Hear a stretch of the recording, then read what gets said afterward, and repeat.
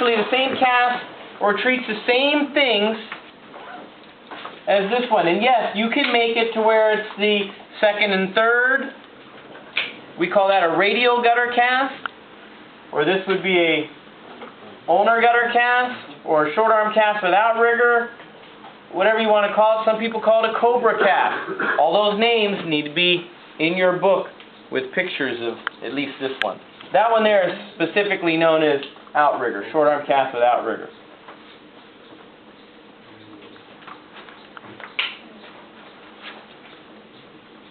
This one's a demo only too? This one here is what you're going to roll. Okay.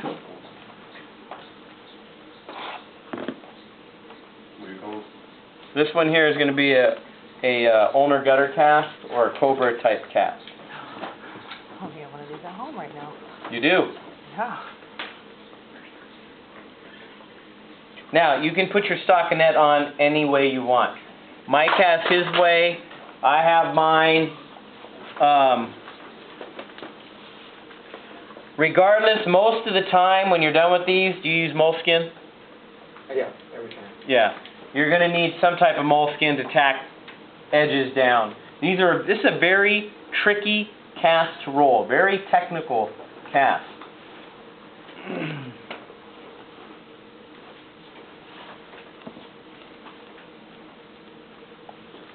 Again, something between the fingers.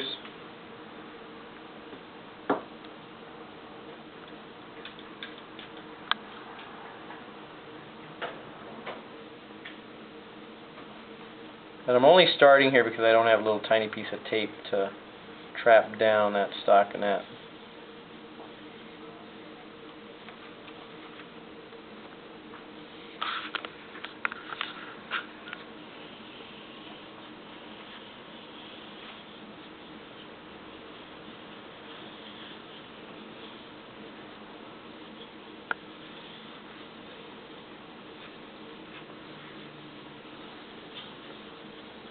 Same position, intrinsic plus.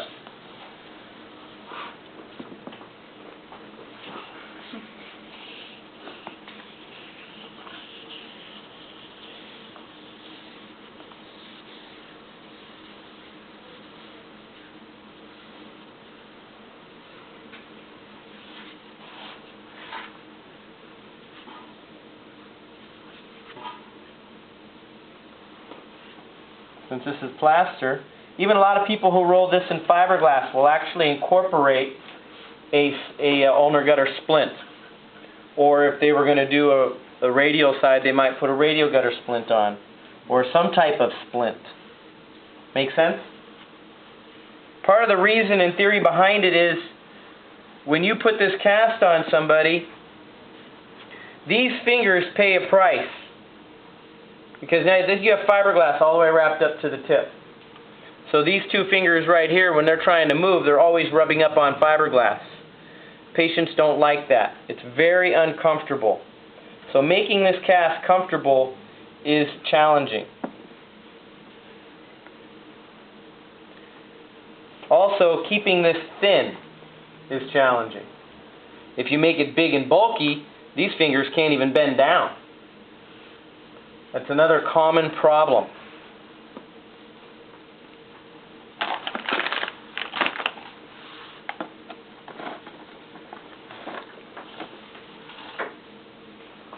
So you will see there's a lot of extra padding on here that I may not need. I can't possibly fold my stockinette back to catch all of it, and I'll show you what I mean. So yes, I have to go back and hit some areas with moleskin most of the time as well.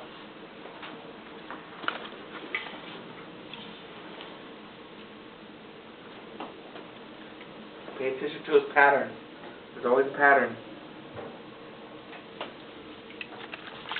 This cast I can't sit around and goof off. You actually have to move a little bit.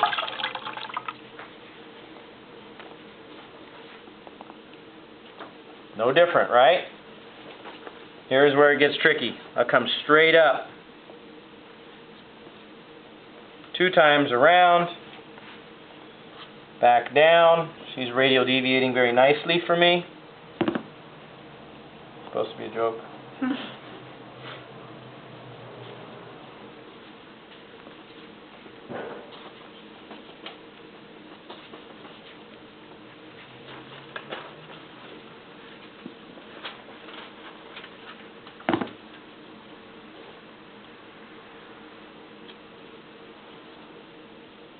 Try not to go through here too many times because you will make it too thick. Mike's anal about that.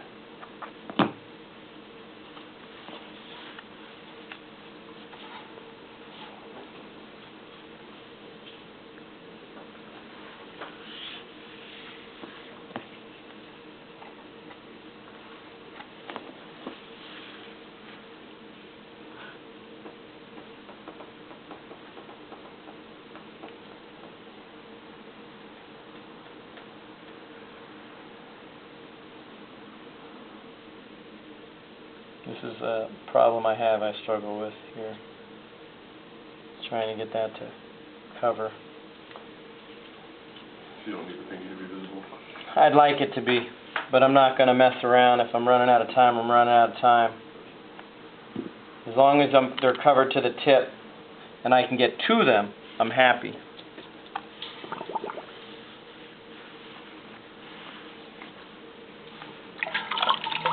Watch the pattern.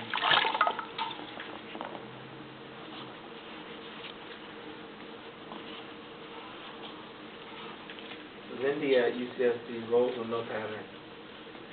Like rolling down a river with no oars. Wherever the wind takes her. And it works out for her. It's not for everybody, but I see you guys starting to struggle. You're trying to do what Chris is doing, and it's not coming out right. That's a good thing about him rolling almost every cast twice, because he lets you practice, then you mess up, and when you mess up, that's when you start to pay attention to every little tiny thing. But watching what he does right now will help you out later. Not going through the hand a whole lot. He's paying more attention to the side and on the fingers than having a big giant clump in between the web space. Very important. Everything else could be perfect, but if you went through the hand too many times, I'm going to have to cut it off and I'm going to have to do the cast myself. And it's not meant to embarrass you. It's just I have to roll a perfect cast for my patient. These are tricky casts to roll, people. I cannot emphasize it enough on how much of a struggle these things can be. I need to stop. Ooh, I didn't tuck in. Bad, Chris. How do you Trying to catch conserve that? on my stockinette. How do you catch that? Just make more stockinette? If I did this in real life, oh yeah, just longer stockinette, I wouldn't have run into that problem. In real life, if I made a mistake like that, I have two options. If it was plaster, I can actually go back and take a splint, one splint, wrap it around the edge. I don't typically do that. What I would typically do is just go ahead and moleskin it. You'll see exactly what has to happen with this cast.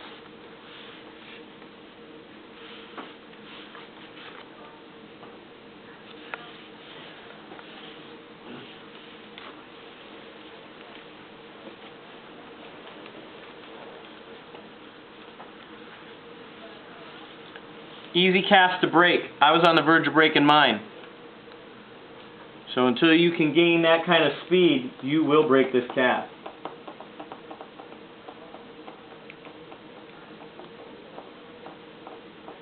But you can see intrinsic plus is virtually the same thing as that, except you roll it to the tips. You can understand now these fingers here take a beating. This will pretty much always be done in fiberglass also. Rarely will you do this one in plaster. Most everything you do that you're practicing right now in plaster you'll be doing all in fiberglass.